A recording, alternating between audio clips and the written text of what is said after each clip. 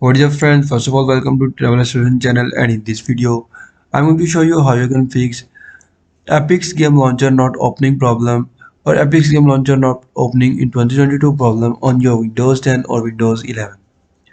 So first of all, just do subscribe and also press the bell icon if you are first time on this channel.